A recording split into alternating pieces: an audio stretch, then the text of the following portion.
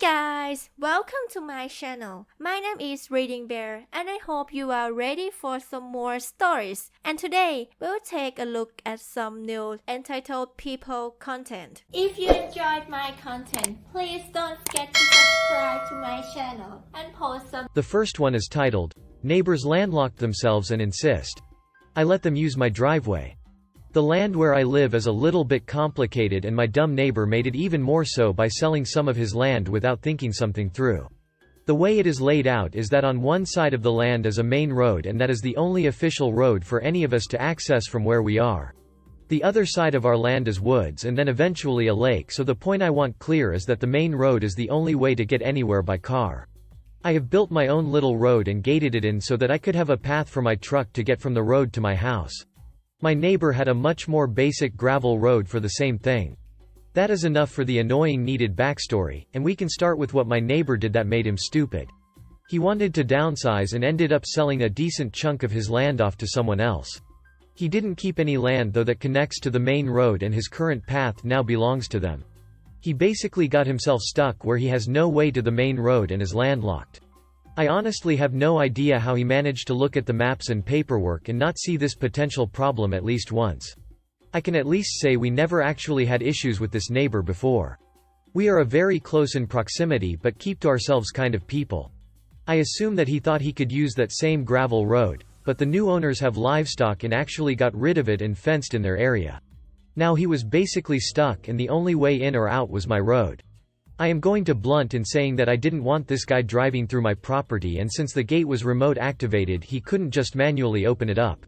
You would think that any smart person would try to at least speak to me first, because while I didn't want him using it I might have while he figured something else out. I really don't know what though. Instead, he just showed up one night and kept buzzing to be let into the gate. I didn't want to start some kind of pattern, so I ignored it and didn't let him through. I don't even know how he got out. But if I go through all my thoughts I will be typing forever. He then got out of the car and walked to my house yelling that I needed to let him through. I told him to get the hell off my property before I called the cops on him for trespassing. Turns out he called the cops before I could, and I had to explain the entire thing to them. They honestly had no idea what to do about the entire situation and had to call their supervisor. We went back and forth for a while before he asked, more like demanded, I let him through this time until we can sort things out properly. He called the next day telling me that the police didn't want to get involved in these kinds of disputes and would hope the two of us could come to some sort of agreement. I will save you all the suspense because we didn't come close to any agreement. He wanted full access, a remote key, and made it clear he had no plans to figure anything else out. I put my foot down and told him that he wasn't allowed on my property anymore. I thought it would be the end, but he tried to actually get a lawyer on this thing. Despite him trespassing on my property and calling the police, he was now trying to get me in trouble for not allowed him to use it. They were trying to argue that I wasn't allowed to block any sanctioned road. I had to go and hire a lawyer who told me that I was very smart for not giving him access because now he can't claim I took it away. The biggest flaw in his whole case was simply that it wasn't a real road that I was denying him access to. I know I had been calling it a road due to its length, but really it is just a very long driveway. It goes from the main road and then to my house, which I at least see as a driveway. Even if it isn't, it is still a private road. It doesn't have a name and it wouldn't be on any map since it isn't sanctioned. In fact, to get to his house he would need to get through my gate, drive to my house, and then from there drive on the grass all the way to his house. During this whole process he wasn't allowed to really get in and out of his property easily, so he was staying with family in the nearby town. He kept threatening that I was going to have to pay for every day. I refused him access to his land, but he really had no case. The combination of it being my gated driveway and the fact he would destroy my grass going through it meant that it was in fact mine. If he tried to go on it I had full rights to call the police and have him arrested for trespassing. That got me angry since that is what should have happened at the start before I had to pay all of these lawyer fees. I know that I might sound harsh, but please keep in mind. He really did this to himself. He left himself with property and no way to get in and out of it. He was in control of what he sold and most likely could have given himself a small strip big enough to make a path for him to get through. Instead, he just assumed without asking that me and even the guy he sold the land to would be fine with him coming and going through our property. He made a really dumb decision and instead of trying to rectify it he doubled down by making more bad choices. Now you might want to know what he did since he had this land he couldn't access. The other guy was brought in and the three of us mediated possible solutions. I would sell him that strip of land between the properties so he could make his own little path. The other guy even offered the possibility of moving the property lines around so that he would still get the land he paid for, it would just be shifted to work a little better. My dumb neighbor wanted none of these solutions and instead was fixated on that one of us needed to buy his property. The other guy just couldn't do it after just buying. So that left me. I really didn't need the land and wanted to say no at first.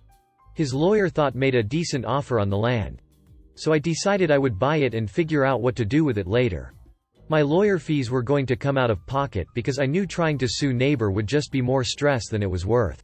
I allowed moving vans to use my driveway that one time just so I could get him out of there without issues or police. Maybe in the future he will make smarter decisions, but I sadly doubt it. The next one is titled, Maintenance Revenge. I'm the maintenance director at an independent senior living center. It's pretty much an apartment complex in which you have to be a senior citizen to reside. We provide 3 meals a day, housekeeping, activities, a bus for transportation, and several other amenities to increase the quality of life because more times than not, they will spend the final years of their life here. Our facility is family-owned and orientated. Family members of current employees are encouraged to apply for positions. We have one rule in our employee handbook: ensure resident safety, happiness, and prolongment of life. I take my job very seriously and take pride in it. I try to go above and beyond to make them all happy. Each resident during the daytime either listens to the radio, play crossword puzzles, or most of the time watch their favorite TV shows. We do not provide television service. Each resident has to provide it themselves, if they choose. Over the last year there has been a trend of televisions not working in countless units, and when this happens they are very upset. When I get a work order for a TV, I go and check it out. Most of the time there is nothing I can do. If the cable isn't cut, everything is plugged in, and there is no obstruction to the satellite signal, it's going to be a software issue. When this happens I install an air antenna until their regular service is fixed. The company and a tech comes out, fixes it, and usually within a couple hours it stops working again. This is a never-ending cycle of upset residents. Over the course of an entire year I spoke with several supervisors and tried to schedule for someone to come out and go through the entire property with me to address each issue. They weren't having that. They wanted me to go to each individual unit and have that particular resident call them. This is almost impossible. A lot of them have trouble hearing and discussing complex matters over the telephone, let alone know the 4-digit code and the answer to the secret question. One resident was out of service for over 60 days and I demanded that they refund or discount this particular resident properly.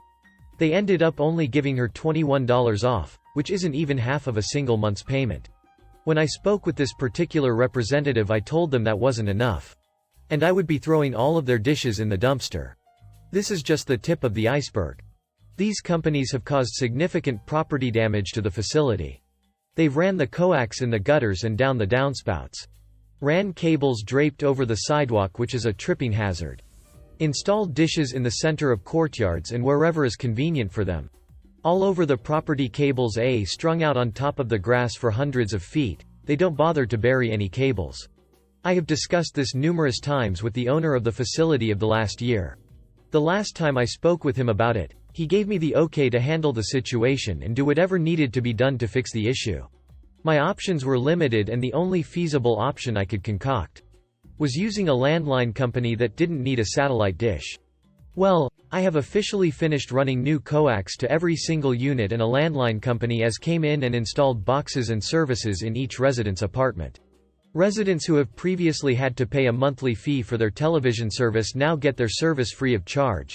Those that never had service now do. We have saved over 50 residents money every month, and all in total over 200 plus now have television service that is included in their rent without any increase whatsoever. This was revenge for the representative talking to Miss T in such a negative and rude tone. The next one is an entitled People Story. This is an old story, and I can't remember exactly how all of the conversations went, so they're pretty much my recollection. Years ago, shortly after I had left the service, my girlfriend, now wife, and I moved in together, halfway across the US from both of our respective families, long stories for another time, and to a place where we both had friends as a result of our military travels. One of my wife's friends, we'll call her Anna, had gotten married in the intervening years since they had last been together, and was in the process of a divorce since her husband had knocked up the checkout girl at the local orchard. She had left the home, a single wide trailer, important later. They left the car they owned, which she had solely paid for, and was still in her name, moved back in with her parents, and got a second job. She already worked at a large big box retail establishment. Of course, my wife and I commiserated with her on multiple occasions about how poorly she had been treated. Anna made a remark at one point about missing her bills that month. My wife asked, "What bills? You live with your parents, you have 2 jobs, no credit cards, and you never do anything expensive. What could you possibly owe anyone money for?" It turns out that she still had a checking account linked to her ex-husband's account, and when he decided not to pay the mortgage or the car payment, they simply took it out of her account, marked the loan current, and went on with their lives. Shortly after the divorce he would make most payments, but for the last year or so, he hasn't made a single one. So ex-hubby has perfect credit because he never misses a payment, and Anna's credit is in the toilet because she is constantly late on her own bills. Anna may have 2 jobs, and not a lot of bills, cell phone, car payment, insurance. When she's making someone else's mortgage and car payments as well, she's pretty much broke, and that's why she never does anything expensive, and has to have me change her oil in my gravel driveway because she can't afford $20 for Jiffy Lube. I asked her why she didn't close the accounts and go somewhere else.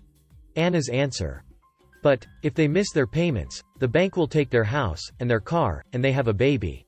I can't do that to them." I did the Forrest Whitaker eye. Then I said, "They're taking advantage of you pretty badly.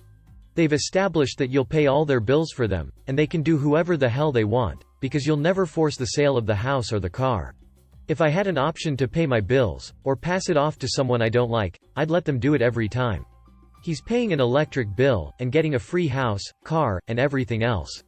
And I guarantee you that he's handing these bills to the social worker and claiming he can't afford to live. So they'll give him WIC, food stamps, and everything else. You're funding the lifestyle of an butt who cheated on you, and a woman who knew he was married because every time she came over she made him take your wedding pictures down. So she didn't have to look at you while she your husband. You're paying bills for a guy who is so dumb that he thought he couldn't get a woman pregnant.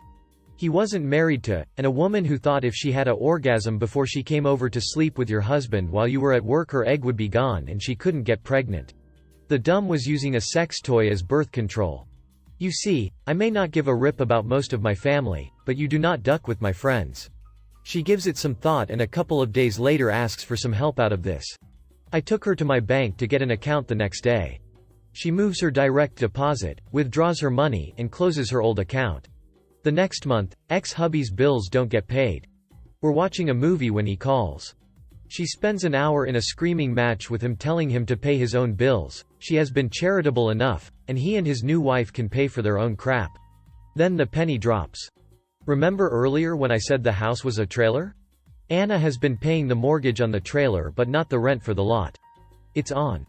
They never had her checking account.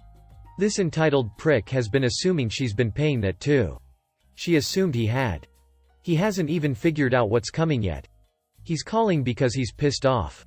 She hasn't paid the lot rent in forever, and he's being told to pay up, move his trailer, or they'll do it and hold the trailer in arrears until the bill for moving it is paid. He's calling to ask her for another $6,000, or they'll lose the home they both loved so much.